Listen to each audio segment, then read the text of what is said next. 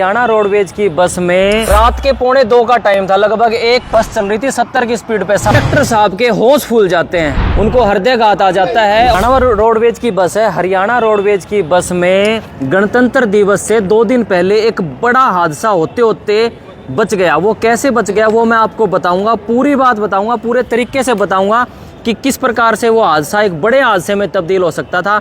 लेकिन बीच बचाव किया रोडवेज, हरियाणा रोडवेज के कंडक्टर साहब ने। ये देख लो, ये हमारी हरियाणा रोडवेज की शान, हमारी हरियाणा रोडवेज की बसें हैं। बस उस दिन चल रही थी चंडीगढ़ से पलवल वाले रूट पे। चंडीगढ़ से पलवल वाले रूट पे बस चल रही थी और सवारियां भरी हुई थी बस के अंदर। रात के 1:45 का टाइम था, लगभग 1:55 के आसपास का टाइम था और बस चल रही थी 70 की स्पीड पे, 60-70 जो नॉर्मल स्पीड निर्धारित कर रखी है रोडवेज ने। बस चल रही थी, यात्री अपने कानों में लीड लगाकर यानी कि सो रहे थे, ड्राइवर साहब चला रहे थे और कंडक्टर साहब पीछे बैठे थे। एकदम से क्या होता है, कंडक्टर साहब के होश फूल जाते हैं। कंडक्टर साहब के होश ऐसे फूल जाते हैं कि जो रोडवेज के ड्राइवर थे उस बस को चलाने वाले, उनको हृदयघात आ जाता है और वो बेहोश हो जाते हैं। बस चल रही है 60-70 की स्पीड पे, बस चल रही है। हृदयघात आने के बाद जो है पंजा और ज़्यादा दबाव में हो जाता है। अब आपको मैं पूरा सिस्टम बताऊंगा कि उस दिन हुआ क्या था। तो साहब मेरे साथ मौजूद हैं, तो चलिए आपको अंदर लेके चलता हूं किस प्रकार से ये हुआ था। इस प्रकार से बस थी जी, चंडीगढ़ पलवल रूट पे चल रही थी, सवारियां पूरी बैठी थी। मैं पूरा सीन रिक्रिएट कर रहा हूं आपको समझाने के लिए और इससे कई लर्निंग भी आपको मिलेंगी कि इस प्रकार से अगर समस्या हो जाए तो कैसे कंडक्टर या कोई कंडक्टर की बजाय सवारी भी कैसे अपनी सूझबूझ के साथ एक बड़े हादसे को टाल सकता है, अनहोनी को जो है टाल सकता है। तो जनाब मामला ऐसे था कि बस चल रही थी 60-70 की स्पीड पे, रात का 1:55 का टाइम था। ड्राइवर साहब यहाँ बैठते हैं, ड्राइवर चला रहे थे 60-70 की स्पीड पे। ड्राइवर को आ जाता है अचानक से हार्ट अटैक और बस चल रही है, क्योंकि वो नेशनल हाईवे था, उसमें ज़्यादा मोड़ तोड़ नहीं होते। तो बेहोश होने के बाद किसी सवारी को ही नहीं पता चला कि क्या हो रहा है। बस चलती रही लगभग 3 किलोमीटर तक, जी यकीन मानिए 3 किलोमीटर तक बस एज इट इज चलती रही। कंडक्टर साहब को एकदम से ये महसूस हुआ कि कुछ गड़बड़ है। वो गड़बड़ कैसे महसूस हुई कि जो ये वाला टायर था वो टायर डिवाइडर के थोड़ा सा टच हो गया एकदम से। कंडक्टर साहब, क्योंकि एक जिम्मेदार आदमी 2 ही होते हैं बस के अंदर, एक कंडक्टर एक ड्राइवर। बस की सवारियां सो रही थी क्योंकि रात के 2 बजे का टाइम था और जब कंडक्टर साहब जा करके देखते हैं तो हृदयघात में बेहोश हो चुके थे उस रोडवेज के ड्राइवर। अब हमारे साथ वो कंडक्टर साहब मौजूद हैं जिन्होंने इस हादसे को, बड़ा हादसा होने से बचा लिया या सूझबूझ का परिचय इन्होंने दिया। अब बात करवा देते हैं नरेंद्र जी से। नरेंद्र जी नमस्कार। नमस्कार सर, नमस्कार। HN24 न्यूज़ पे आपका स्वागत है सर। जी सर, HN24 के सभी दर्शकों को मेरी ओर से हाथ जोड़ के नमस्कार जी। उस दिन 1:55 का टाइम था जी। जिस रोडवेज में हम खड़े हैं ऐसी रोडवेज की बस थी, वो भी चंडीगढ़ पलवल रूट पे चल रही थी। सर रोडवेज तो रोडवेज ही होती है हाँ। तो किस प्रकार से जो है उस दिन रोडवेज के जो ड्राइवर साहब थे आपको एकदम से कैसे मिले, किस पोजीशन में थे? जैसे ये बैठा है भाई, क्या बेहोश हो चुका था, गर्दन इस तरफ थी उस तरफ थी, कैसे था? नहीं, वो जब मैं वो डिवाइडर से जब गाड़ी टकराई है तो मैं यहीं पीछे वाली सीट पे बैठा था। वो लेलैंड की गाड़ी थी, उनका थोड़ा बोनट भी बड़ा है और सीट भी यहाँ डबल हो जाती है उस पर वाली।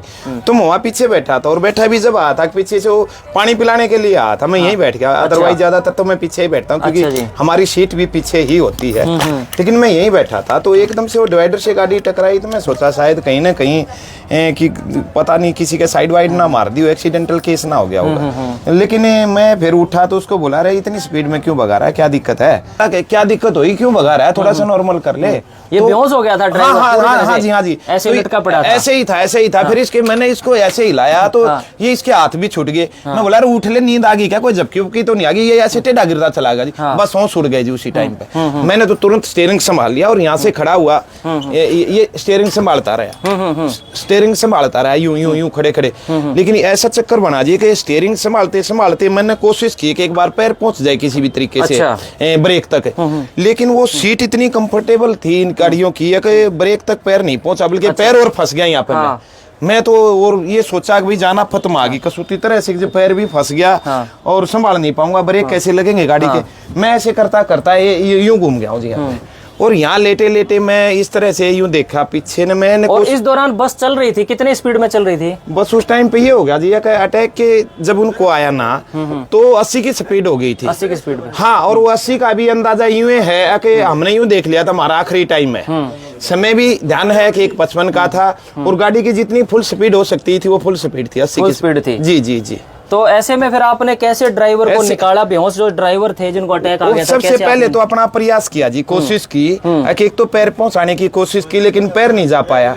दूसरा फिर मैंने यूं कोशिश की, मैं कहा एक बार ऐसे पकड़ के एक बार हाथ पहुंचाने की कोशिश करूं, लेकिन हाथ पहुंचाने की ऐसे कोशिश की तो हाथ नहीं पहुंच पाया। ऐसे ऐसे संभालता रहा जी स्टीयरिंग को, कोशिश की हाथ पहुंचाने की, लेकिन जब हाथ पहुंचाऊंगा ब्रेक तक तो गर्दन नीचे घुसानी पड़ेगी, और गर्दन नीचे घुसा दी तो फिर आगे का सीन कुछ भी नहीं दिखाई देगा, एक्सीडेंट। और अच्छा, धुंध भी थी उस टाइम क्योंकि जनवरी का महीना था? धुंध चौकी थी जी, धुंध भी थी। अच्छा। और सर्दी भी बहुत ज्यादा थी। और ड्राइवर क्योंकि हृदयाघात आ गया था, बेहोश होने की वजह से पैर भी भारी हो गया होगा, पंजा और टिक गया, पैर भारी हो गया, इसी वजह से स्पीड बढ़ गई थी। और स्पीड का वो पता भी तभी चला है कि इसको जरूर अटैक आया या बेहोश हुआ, जो डिवाइडर से टकराई, डिवाइडर से हल्का सा ये वाला टायर टकरा गया। हाँ। अगर वो टायर नहीं टकराता तो हम अपनी सीट पर आराम से बैठे रहते, वो टकराते ही तुरंत में यूं गए हैं। अब दिक्कत क्या, क्योंकि स्पीड बढ़ गई उस टाइम पे, तो एक अंदाजा लगा सकते हैं हमें उसी टाइम पर शायद वो बेहोश हुए थे जब उसकी स्पीड बढ़ी गाड़ी तो उस वक्त किसी सवारी को भी पता चल गया था, कोई बातचीत हो रही है, क्या घटना? नहीं, सवारी को इतना कुछ पता नहीं चल पाया था, क्योंकि जब मैं यहाँ आया हूँ और मैं अपने प्रयास में लग गया हूँ, और पता उनको लगता या मैं बताता तो शायद घटना घटने से पहले दूसरी घटना घट जाती, कोई अनहोनी हो जाती, क्योंकि सवारियां चिल्लाती चीखती, कोई भय का माहौल उनमें होता तो शायद मेरा मनोबल टूटता। तो मैंने तो पैर घुसाने की कोशिश की, हाथ पहुंचाने की कोशिश की। जब मैं अपने प्रयास में फेल हो लिया कि भाई ये तो मुश्किल है, नहीं रुक पाएगी, तब मैंने पीछे 2-3 सवारियां थी जो कान में लीड लगाई हुई थी और पीछे गाने वाने सुन रहे थे, तो मैं उनको आराम से बोला कि भाई ये 2-3 जवान है, एक बार आना आगे। भाई साहब क्या बात है, एक बार आओ मेरे पास आओ। और आने के बाद मैंने कहा कि भाई एक ड्राइवर को थोड़ी सी दिक्कत सी, एक बार संभालो। वो जब साथ में लिए तो मैंने उनको ये कहा, मैं कहा ये तो जा चुका है, जाना हमारा बाकी है, आप इसको जल्दी से सीट से निकालो। लेकिन वो इतनी तत्परता से ना दिखा पाए जितनी स्पीड से उठाना था, क्योंकि सेकंडों का हिसाब था, सेकंडों में फैसला लेना था। और मैंने फिर एक सवारी से कहा, भाई आप थोड़ा सा हाथ लगवाओगे? जी लगवाऊंगा। आपको आती ड्राइविंग तो नहीं आती, लेकिन संभाल लूंगा, भाई भिड़ने मत देना किसी को भी। तो उसने हाथ लगाया इसको, तो मैंने उसको जल्दी से ड्राइवर को निकलवाया पिछली सीट। और उस समय बस चल ही रही थी उस दौरान? हाँ, बस चल रही थी पूरी स्पीड में। ये तो शुक्र ये रहा कि वो मतलब मोड़ नहीं था, नेशनल हाईवे था, इस वजह से बस यही माने, एक तो टूटा फूटा रोड नहीं था, दूसरा कहीं मोड़ नहीं आया, तीसरा ये मानो मिडनाइट का टाइम होने के कारण साधन कम थे। यही कोई लिंक रोड होता, कोई गाँव का रोड पे ऐसा हो जाता तो फिर शायद आपकी और हमारी मुलाकात नहीं होती, कुछ बड़ा हादसा हो सकता था। जी जी जी जी।